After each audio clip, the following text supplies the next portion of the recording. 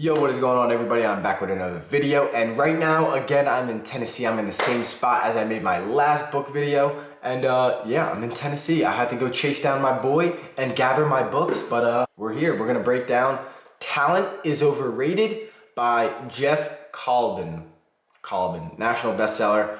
Talent is Overrated. We are gonna get right into this book. Like, comment, subscribe, check out my other videos if you wanna check that out. I kind of just did a book review of Outliers by Malcolm Gladwell. A very similar idea, but actually kind of on the two different spectrums, I guess you could say.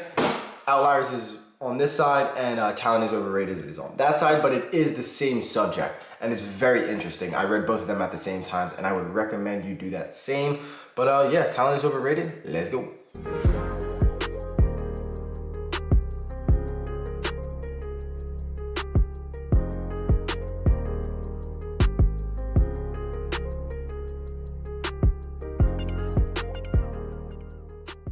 So this book is extremely thought-provoking. Like I said, I read Outliers first, and that book is kind of about like really successful people get really lucky, right? A lot of people don't take their luck into consideration. And I think that's true.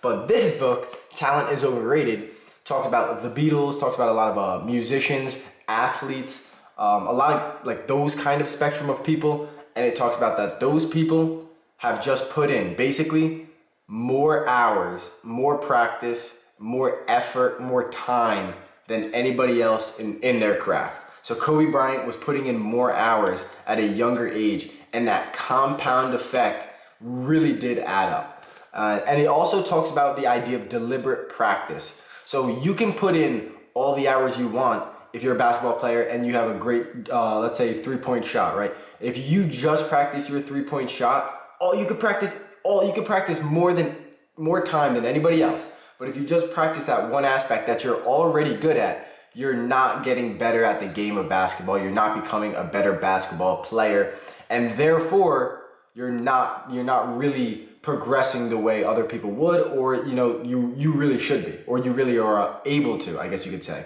But yeah, it really harps on the idea of deliberate practice. So practicing the things that you're not good at in the craft that you are trying to master.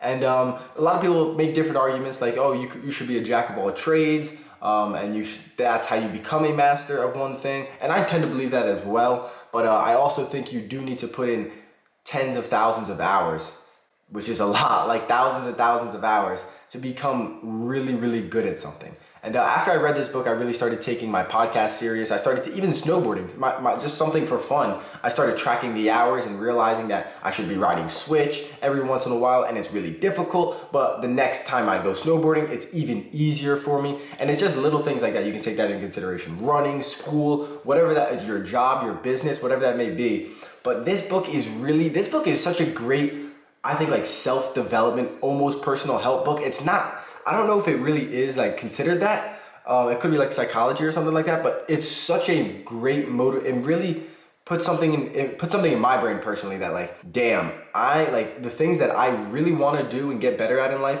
Like I need to do that more so I can actually get better and so I can progress in that. And like things like, YouTube podcasting, like when you're young and you don't have any following, like you might not make any money off that and it might not be happy and it's kind of difficult, and that's kind of what I'm dealing with. If you guys want to check out my podcast, link in the description. But like you have to push through that, you have to get better. And if you really put in those quiet hours, like it talks about the Beatles training and practicing in like Germany, hours. They would spend out 4 or 5 hour concerts every night at the bar. Sometimes they would have to go even longer. They'd play all day and then make a concert. Look at my boy pulling up right now.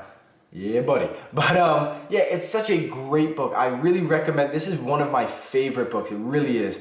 It changed my life. I'll be honest. It's little too, and it also is. I'll be honest. It was a little bit of a difficult read when I first started reading. It was one of those books that actually kind of challenged me word for word. And I don't know. I really like it. It stuck with me. I would recommend this book to literally anybody, anytime I talk to them about books. Talent is Overrated, and I'm taking this back home with me, Thomas. So I appreciate you. Look, he got a fresh cut. He got a fresh haircut, and I'm sitting here with a friggin' a bush on my head.